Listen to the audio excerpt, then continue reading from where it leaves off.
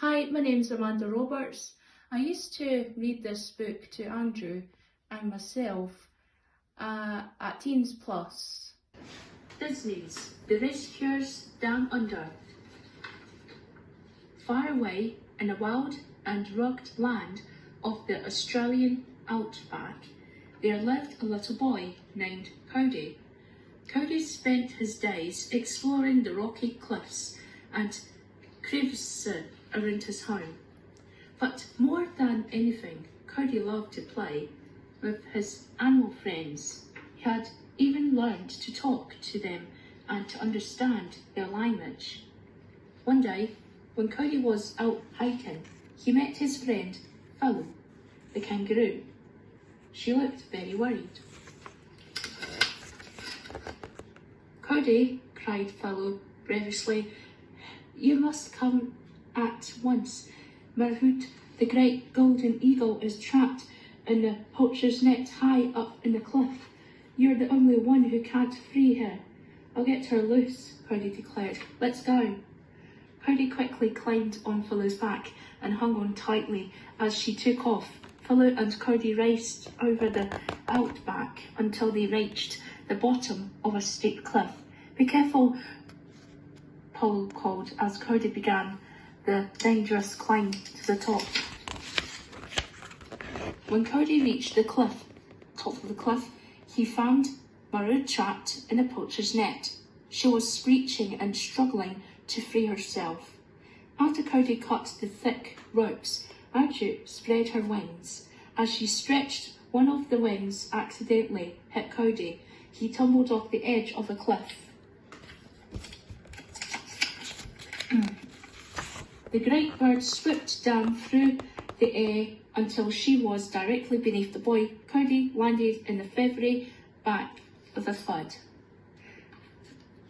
"Help!" shouted Cody as he flung towards the sharp billow. Cody clung to Marhoot's neck as she took him for the ride of his life. They flew over steep cliffs and through winding gorges until they reached her nest. Marhoot checked her eggs to make sure they were on hand. Then she gave Cody one of her precious feathers to thank him for freeing her from the poacher's clutches.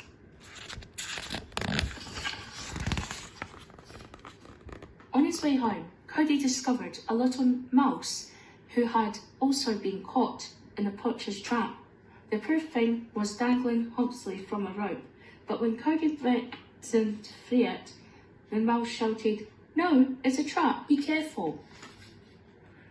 The warning was too late. The grass and branches beneath the mouse trap hid a deep, dark hole. When Cody freed the mouse, the branches gave way and he fell into the pit. "Now, I got you," thundered a voice from above. Cody looked up to see the face of a poacher, Powerful McCoy. A grinning lizard was by his side. The whip yanked Cody out of the hole.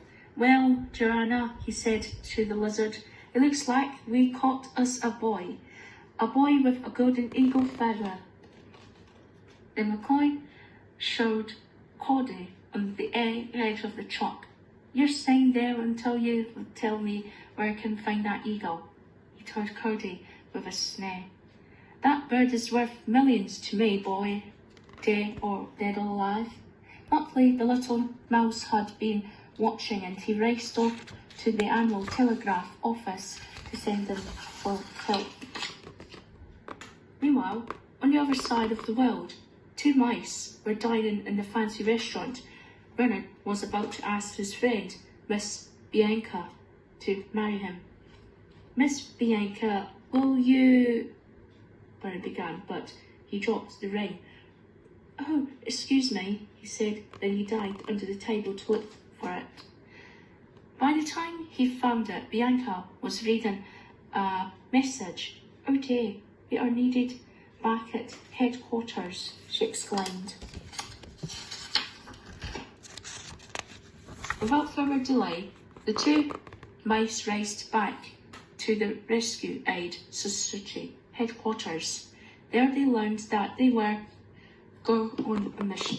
A boy named Cody had been kidnapped, and Bernard and Bianca were chosen to help him. Bernard and Bianca asked Wilbur the Elchers to fly them to Australia. Sure, Will told them as he looked out for the window of the falling snow. When do you want to go? The middle of June? Tonight, said Bianca, and she explained their mission.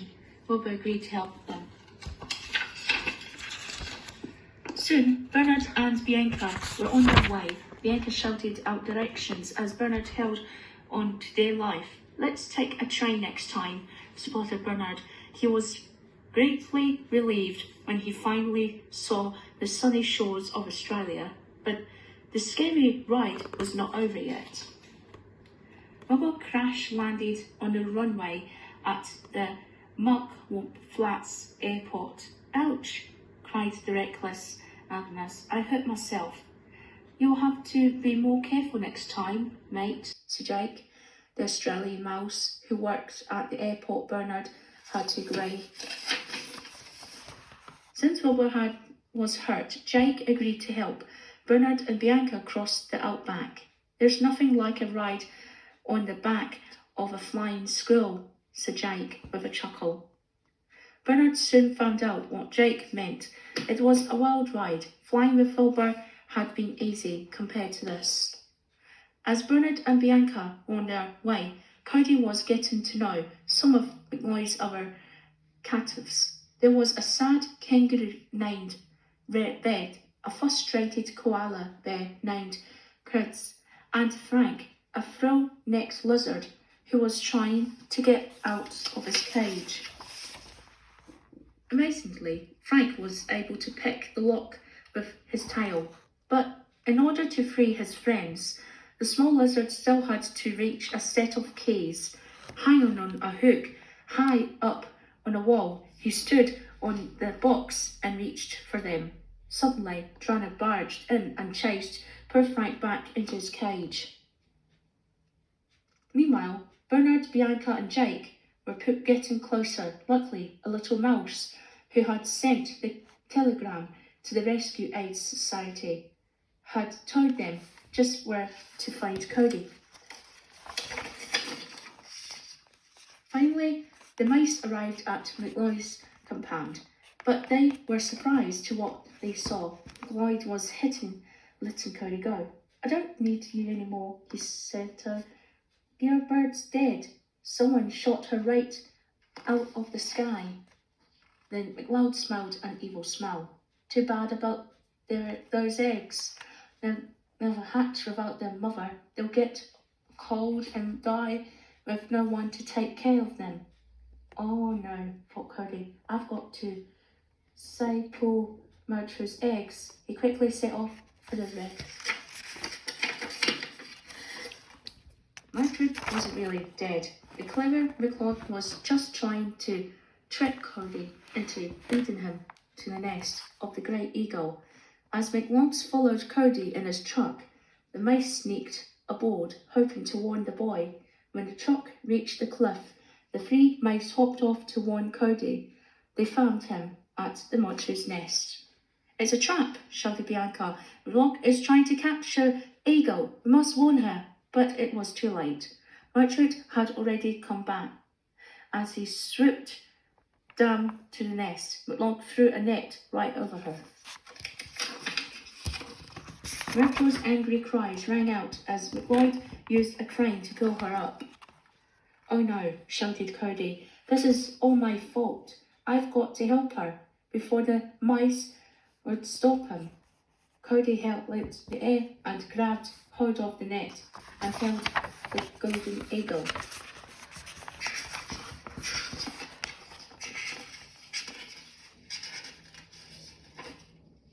McLeod dropped the net into the cage in his truck. Well, Joanna, he laughed. It looks like we've caught two foolish birds with one net. Bianca and Jake hurried to help Cody and Richard, while Bernard stayed behind to watch the eggs. They watched. Poacher wasn't finished yet. Lowering the lizard toward Richard's nest, he said, Eat those eggs, Joanna. We want this eagle to be the last of her kind. Then she'll be even more valuable when we sell her to a zoo. Bernard quickly hid Merchant's eggs in a crevice. Then he rolled some rocks back into the nest, rocks that looked exactly like eggs. Joanna didn't see Bernard when she reached the nest. With a big smile, the greedy lizard bit into one of the eggs and cracked a tooth. So instead of eating them, she pushed the eggs over the edge of the cliff and left back of Mugwump Flats. Wilbur had recovered from his injury. He was on his way to find Bernard and Bianca. Wilbur finally found Merchant's nest. Wonderful, said Bernard with a smile. As he rolled the eggs back into the nest, he said, You're just in time, Wilbur. Sit on these. Wilbur did as he was told, but he wasn't too happy about it. Then Bernard quickly climbed up to help his friends, but McLeod's truck was gone. Bernard followed the truck tracks to Crocodile Falls. McLeod was about to lower Cody to the crocodiles in the river. Bernard arrived just in time and shut off the motor of the truck, but that didn't stop McLeod. He aimed his rifle and fired, breaking the rope that held Cody. Cody fell into the water with a splash. Bernard rushed to help him. I hope I know I'm not doomed, he muttered, with Joanna snapping at his heels. The brave little mouse landed between McLeod's legs with a giant thud. Joanna crashed into her master, knocking all three of them into the water. Bernard grabbed hold of the rope that still bound the little boy. Not only did he have to save Cody from the crocodiles, but also from a dangerous waterfall. If they were swept over the edge, they would surely be drowned. Just when all hope seemed lost, they heard the sound of beating wings. It was Merchant, Bianca, and Jake had managed to free the great on his cage, and she had come to rescue Bernard and Cody. Merchant lifted them out of water just in time. McLeod was not so lucky.